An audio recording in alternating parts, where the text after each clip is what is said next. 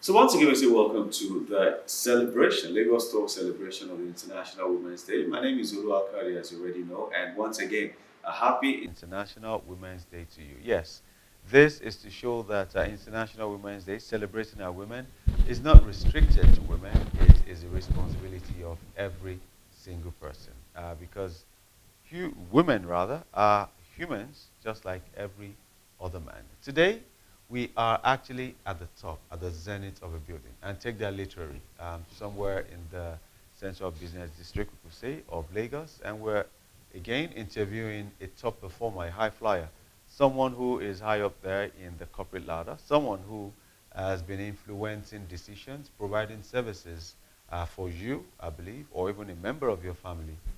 She is the CEO of the One Foundation. She's been to places, and this is where she is right now. She's going to take us through the journey of her life, how she got to where she is, and we cannot talk about how she got here without talking about how she started. My guest today is Peju Ibekwe, or Olapeju Ibekwe. Good day to you. Thank you, Oluwakayode. Yeah, that's it. That's it. Thank you for that. Many people shorten it to Kayode, and I'm like, nah, it's Oluwakayode. But good to have you join us. Thank you. I'm glad to be here. Thank you for the time, and yeah, I know you've been here forever, but congratulations being the team lead at One Foundation. Thank you. I think I'm the chief servant. Okay, all right, the chief servant, that works. So let's look at this. You've been working for how many years now? About 2 decades. 2 decades. Tell me how you started. What did you study? How did you get here? Where did you grow up? Working, the first job you got, the first look or turn down you got. I mean, everything. Let's know Oh, wow. Well, it's not as exciting as you would love it to be, it. but I'll tell it anyway. All right. I'd like to start with the service year,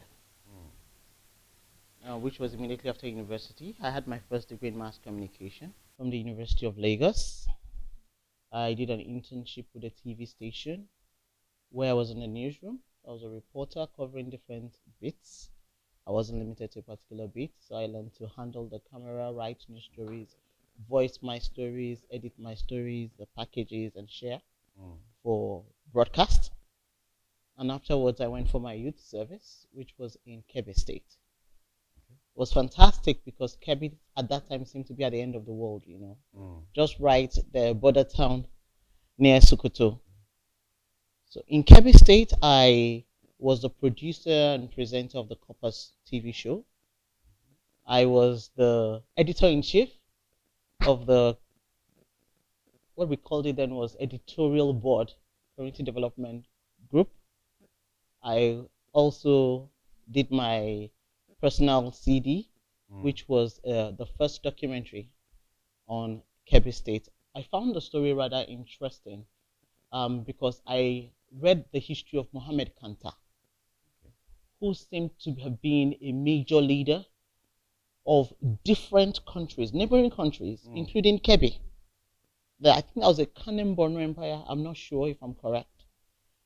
But I found it to be so interesting that who would have known? Those of us in Lagos, we think we know Nigeria. Mm. We don't at all. And I found that story really, really interesting, and I wanted to document it.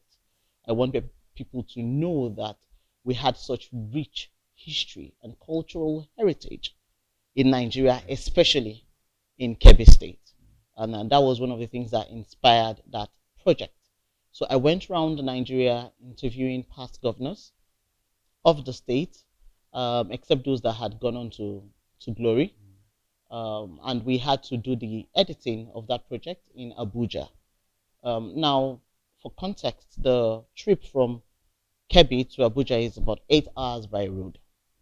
And this is a copper. It's not like I had, a Full-time sponsor. job. No, no, Yeah. no, no, no, So no, you no. funded it yourself. Yes, and I don't remember how I raised the funds, but I think some of the governors may have. I don't really remember, but I know I had that And there was vision. no mobile phone at that time. On no, at all, at So how all. were you communicating? It must have been tedious.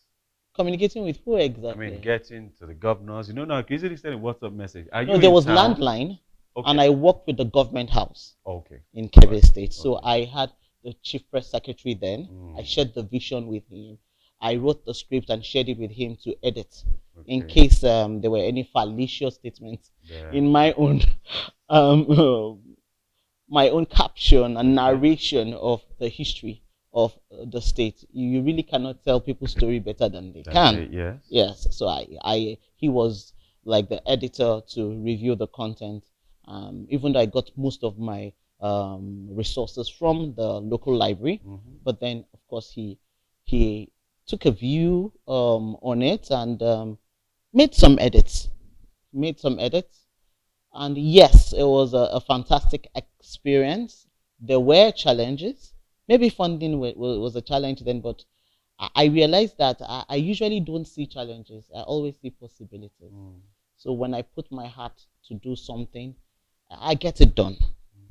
And I make sure that everyone sees the vision I see and is able to support it. And for emphasis, before we move out of your NYSC days, you were, this question is going to sound funny, but back then you were still a lady? Not that you were a man then and you're not a Oh, I lady? didn't tell you. It was just when Sharia was announced. Ah, okay. That So was nice. those that loved me were scared for That me. okay, okay. Those that loved me were Well, like, scared for hey, what will me. be the outcome? Exactly. You, this Lagos girl, going to Uh-huh. Kebbi. So I got a few scarves.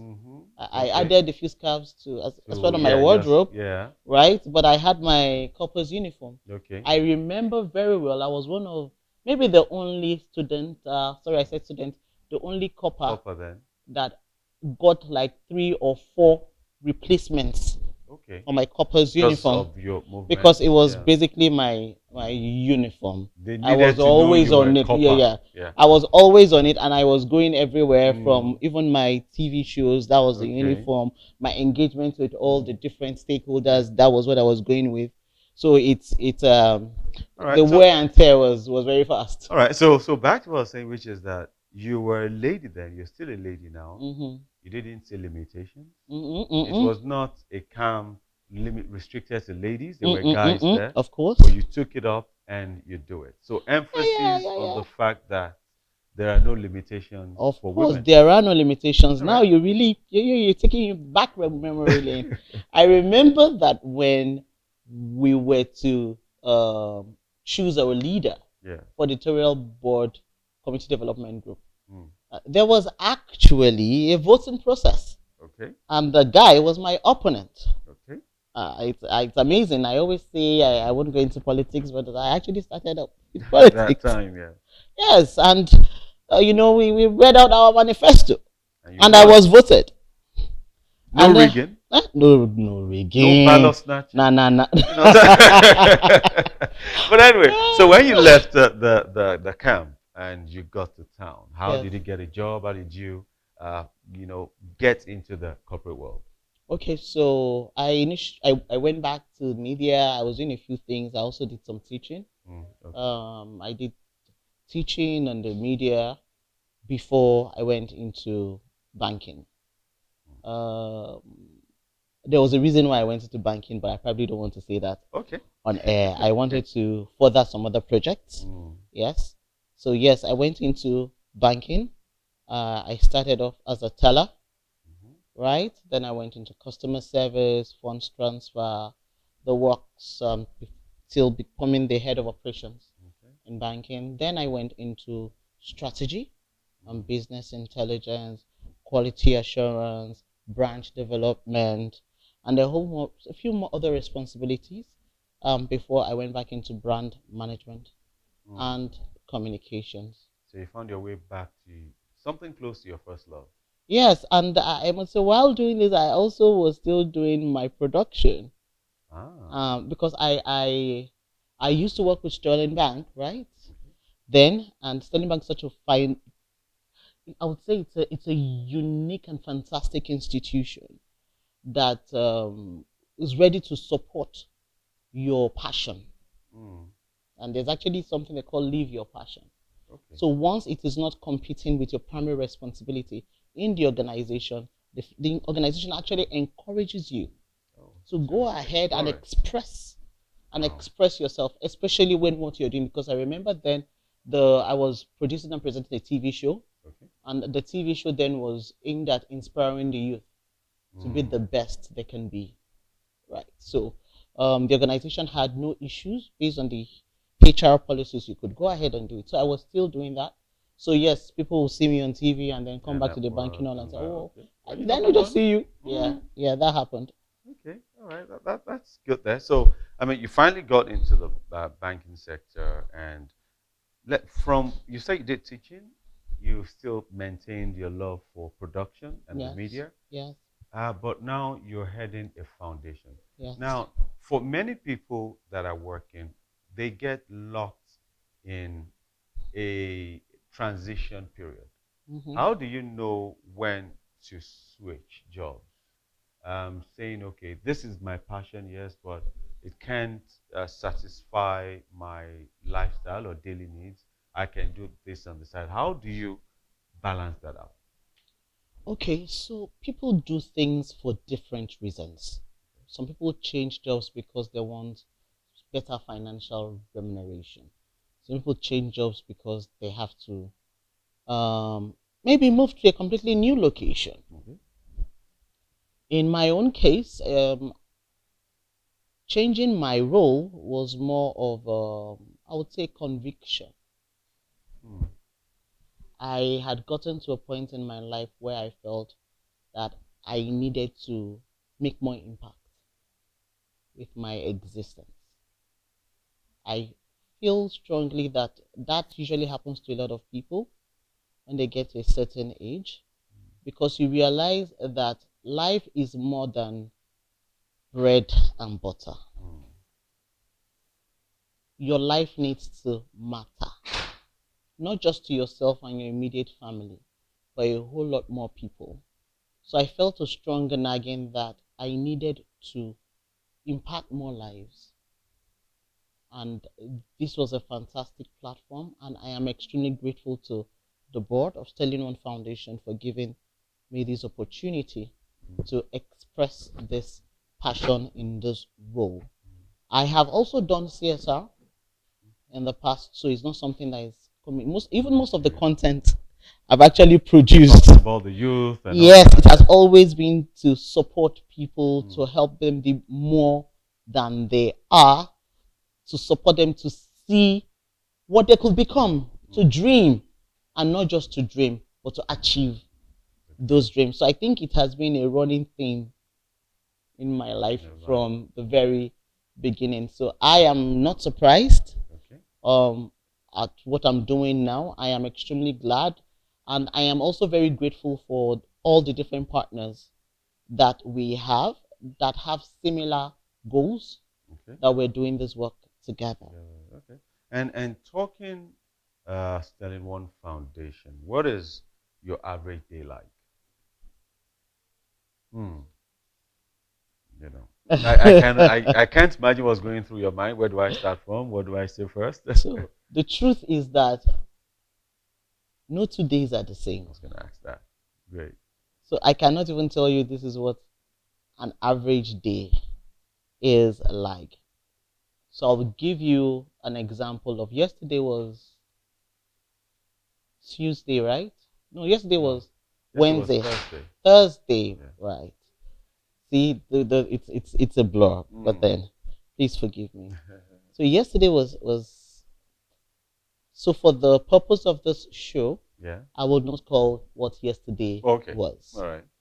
So yesterday I was in Abeokuta to collect 2 awards, Okay. right? And after collecting those 2 awards, I also got the opportunity to visit Shegun Odegbami's special school Okay. Oh. in Wasimi. All right. And I learned that he has 120 gifted children. Children there. Okay. And those children invest in sports a minimum of 4 hours every day. It's a secondary school, maximum of 120, 20 in a class. And he said about 80 of those children are currently in scholarships in different schools in the US, What? Okay. graduates from his school. It was an interesting experience. And then we ended up, basically, the day yesterday didn't end until like 10 p.m. Mm. So this morning, I was at the Olusegun Obasanjo Presidential Library. There were existing partners Still in in Abeokuta. Okay. Yes, and after that, I am here, right? And today is going to be ending at a conference on the island and another meeting with a stakeholder from Abuja. Mm. And tomorrow, we are engaging with one of our partners who has an 80-year celebration. Mm. Good. So so work Okay. continues tomorrow. That's so weekdays. No, there are no limits. So it's like what they say about soldier go, soldier come, barracks remain. So you're like the No. barracks. Ah, But anyway, let's talk about women here. And throughout your career, working at different places and different sectors, did you ever feel any disadvantage or any peculiar advantage being a lady? Disadvantage or advantage? Mm. Yes and no. Okay, let's explore it. Disadvantage. I have had the opportunity to be looked upon as being weak. Mm. Call it an opportunity. Yes, as being weak, not Mm. capable to take on a higher responsibility. By men? Mm. And women, Oh, okay. I say this with not because there's anything documented, it's based on perception, Mm-hmm. right? And maybe a bit of hearsay, right? I have had that opportunity. I have seen women also have that opportunity. I see it as an opportunity because you have a choice. You can host a pity party Mm. or challenge yourself to prove yourself. So what you find is most women are constantly proving themselves. Mm. That can be a disadvantage and an advantage. It makes you better. Okay. When you really stand side by side with any man, you realize that you are heads and shoulders above. Mm. Just because you have to do more. Prove yourself, yeah. So I call it an advantage and Disadvantage. a disadvantage. Depending on which way the person Exactly. sways. Because at the end of the day, when the rubber meets the road, you realize that when you have to deliver, it's a matter of time. You'll be preferred. Mm.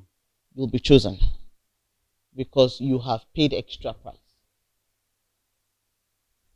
The disadvantage is that, hey, why now? Why stress us? Why stress us like that? Why second guess us? Why make us feel less of ourselves? Why doubt us? Because we are capable. Actually, we are very capable. So I think it's a situation where the glass can be half full or half empty. I choose to see it as half full. Mm. And I like what you're saying now, which is that a lot of women go through this every day. Of course.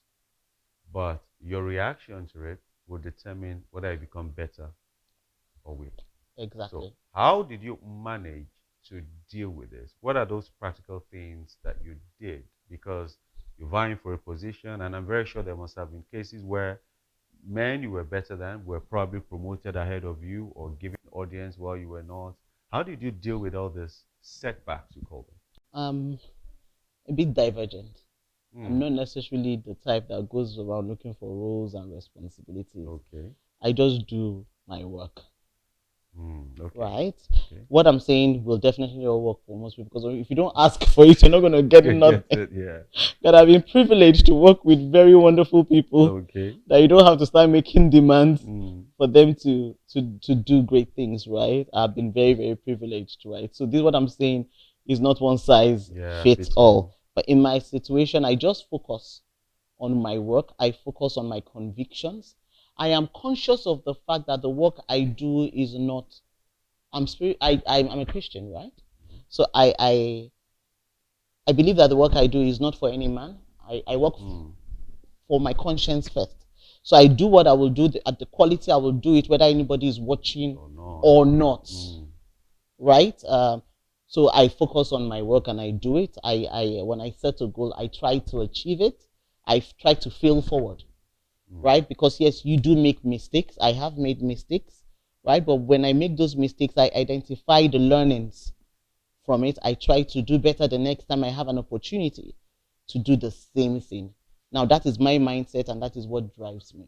Now where I am now and where I am today, I really never believed I would get there, in all fairness. I wasn't seeking it, I wasn't looking for it, but it came to me. So I think that for everyone, I think you should just focus on being the best version of yourself. I think I am in transition. This is not the best version of me. I know that. I am constantly working on myself, and that is what I think everyone should do. All those positions and all those titles, they will come. That's my own personal view. No, it's personal view. It is not one size fits all. All right. And you've led teams, and I'm sure I wish the guys who are with us here will speak, but it is your interview, not their interview. But there's this perception that women leaders are tough. How tough are you? Thank you for that question. Thank you for that question. I would also give an answer that is not very straightforward. Okay. Good.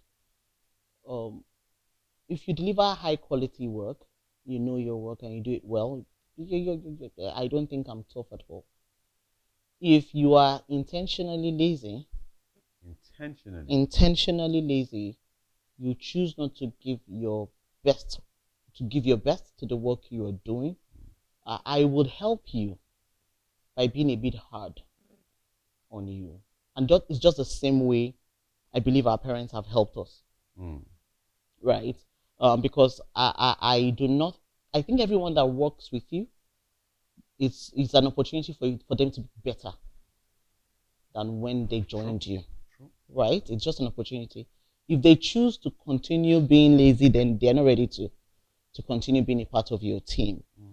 But if you choose to be intentional, you don't want to grow, no. I will help you by being a bit hard on you. No personal vendetta, just for you to express all the talent and the greatness on your inside. All right. And when you look at the ecosystem, the corporate world in Nigeria, there are pockets of, I say pockets now, but I'm sure it wasn't pockets back then when we were starting, of, we say suppression based on gender. Okay, you let us know if it's still pockets now. because, but outside that, there is, let me ask two different questions. Would you say that as the current workplaces, the setup, is it accommodating for a woman to have a successful career and a successful home? Yes. Okay. I'm a proud example. I have a successful career by God's grace, and I have a successful home by God's grace, and a very supportive spouse. So I think that's a straightforward answer. Yes. And we have unique organizations. I will call Sterling Bank again. Okay. Sterling Bank is a great place to work. Has won the award for 5 years now and counting. And Sterling Bank has intentionally created different programs to ensure that as a woman, you are able to thrive in that organization. I have one fantastic example of when I had my first child. Okay. Right? When I had my first child, Sterling Bank provided a free creche. So when my child was 18 months. Right here in the, yes, right at the office? Right at the office, just opposite the office. This was a new mom who, now the way it is, taking care of a baby, you really don't even know what exactly you just take care, want to get pregnant, I want to get pregnant, good. When the baby comes, you'll be like, oh wow, what is this? What did I sign up for? But it was so wonderful with Sterling because it was free. for 18 months. Wow. They will take care of my baby from morning till night. So you could easily go down, breastfeed, and get back to work? My baby was on exclusive for months. Wow. That's something I really desired and I actually thought would not be possible. But Sterling made that possible. In Nigeria, that was almost like an anomaly. But that was my experience. And were there other people, other kids there? Was just Of course. Of course, it's a creche that has been support made available for staff? for staff, for the young ones. And right now, I think even the maternity leave has been extended.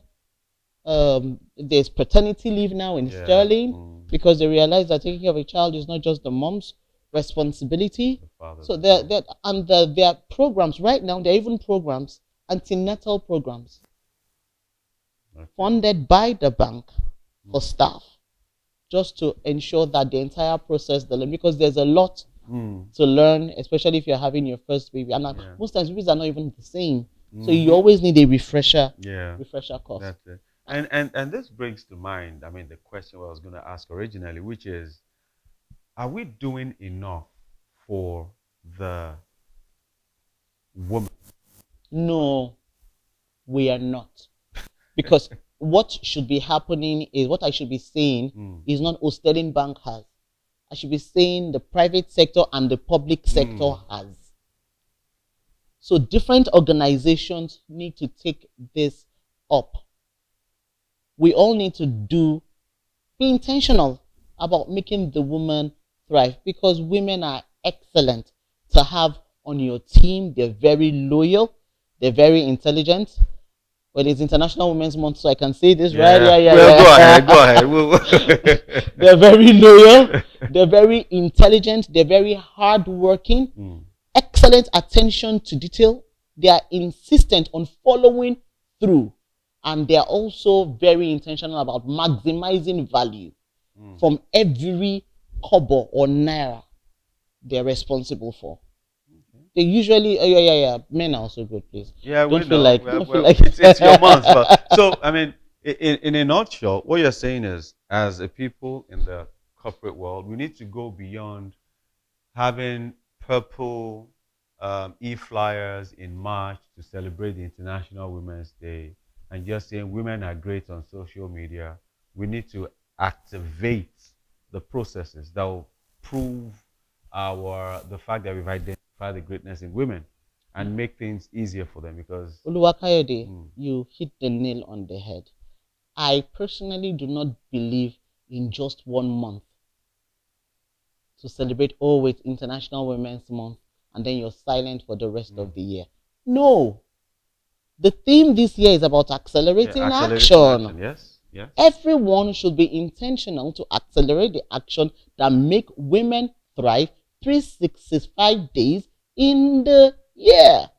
We should not just do programs in a month and then think we've done. No, we should implement policies. And on this note, I want to add gender-based violence, which is something I'm very, very, very, very passionate about. We should seek to protect the women. Corporate organizations, private sector should have policies to protect women from any and every form of harassment.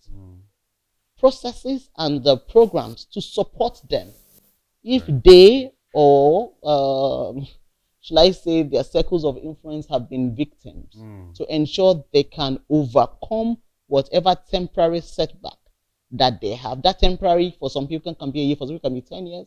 But to overcome it, because when you take care of the whole woman, you get more value for your organization over the long term. So those things should be put in place. And there's no better time than now. Not just one activity, a policy that is streamlined across the organization. And that can be followed through and implemented. Not a policy that is filed away, a policy that is a working document that people know works. And then there are sanctions when there's no alignment. Great. And I think on that note, it's safe to say we've already started the celebration of International Women's Day with this high-profile top performance. Women, we put that at the end because we just want to prove to you that top performance is all about capacity. And the advantage you have here is that they are women as we celebrate International Women's Day Olapeju Ibekwe, thank you so much for your time with us today. You're welcome, Oluwakayode. All right. And that's how we draw the curtain. Olapeju Ibekwe has been our guest. She is the CEO. I was warned to emphasize the CEO, not her, but the Chief Executive Officer of a Sterling One Foundation. My name is Oluwakayode. Let's continue with the celebration of women, even beyond the month of March. Keep listening to Lagos Talks 91.3 FM.